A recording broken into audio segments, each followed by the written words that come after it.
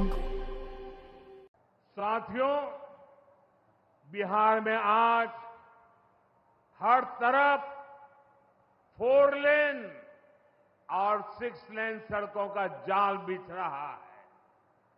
पटना से बक्सर, गया जी से डोभी, पटना से बोध गया जी, पटना, आरा, सासाराम, ग्रीनफील्ड कॉरिडोर, हर तरफ तेजी से काम हो रहा है। गंगा, सोन, गंडक, कोसी समेत सभी प्रमुख नदियों पर नए पुल बनाए जा रहे हैं। हजारों करोड़ की ऐसी परियोजनाएं बिहार में नए अवसरों और संभावनाओं का निर्माण कर रही है। इन प्रोजेक्ट से हजारों युवाओं को रोजगार मिलेगा। यहां टूरिज्म और व्यापार दोनों को फायदा होगा। साथियों, बिहार में रेलवे की हालत भी अब तेजी से बदल रही है। आज बिहार में वर्ल्ड क्लास वंदे भारत ट्रेनें चल रही हैं। रेलवे लाइनों को डबल और ट्रिपल किया जा रहा है। छपरा, मुजफ्फरपुर, कटिहार जैसे इलाकों में काम तेजी से चल रहा है। सोननगर और अंडाल के बीच मल्टी ट्रैकिंग का काम चल रहा है, जिससे ट्रेनों का आना जाना तेज होगा। सासाराम में भी अब 100 से ज्यादा ट्रेनें रुकती है। यानी हम पुरानी समस्याओं को भी दूर कर रहे हैं और रेलवे का आधुनिकीकरण भी कर रहे हैं।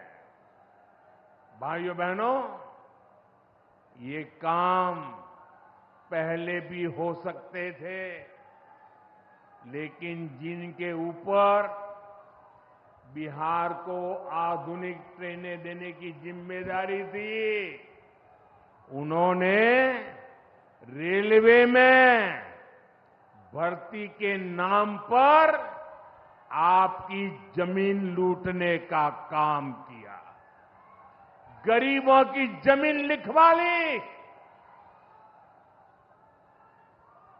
सामाजिक न्याय की उनकी यही तरीके थे। गरीब को लूटना, उनके अधिकारों को लूटना, उनकी मजबूरी का फायदा उठाना और खुद राजाशाही की मौज करना। बिहार के आप लोगों को जंगल राज वालों के झूठ और धोखे, उससे आगे भी सावधान रहना बहुत जरूरी है। साथियों, बिजली के बिना विकास अधूरा है। जब बिजली होती है तो औद्योगिक विकास होता है। जब बिजली होती है तो जीवन आसान होता है।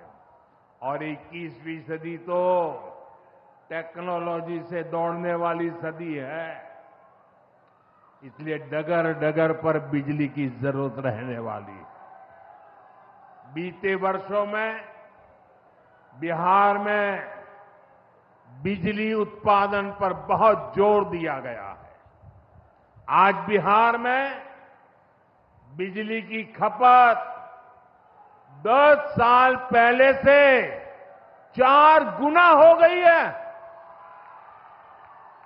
नबीनगर में एनटीपीसी का बड़ा पावर प्रोजेक्ट बन रहा है।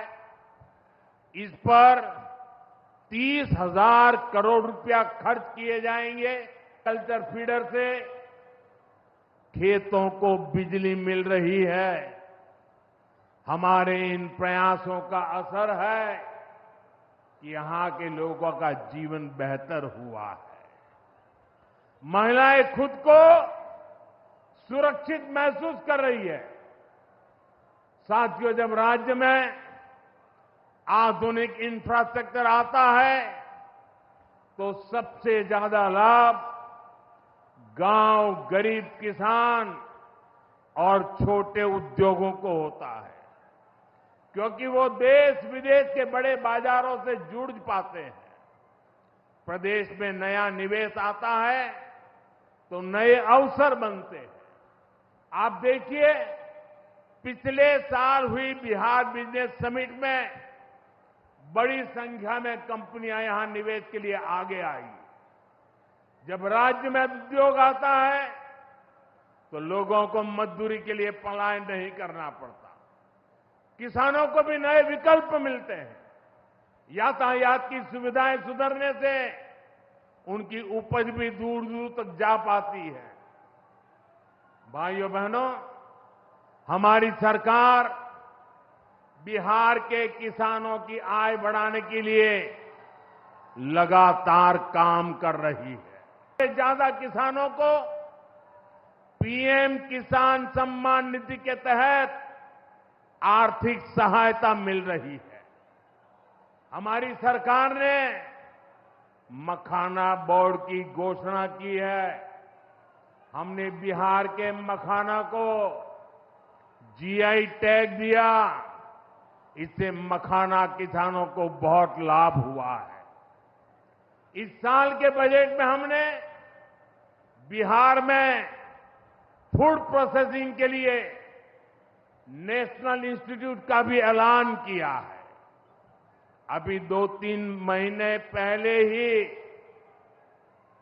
कैबिनेट ने 2-3 दिन पहले ही कैबिनेट ने खरीफ के मौसम के उसके लिए धान समेत 14 फसलों की एमएसपी को बढ़ाने को मंजूरी दी है।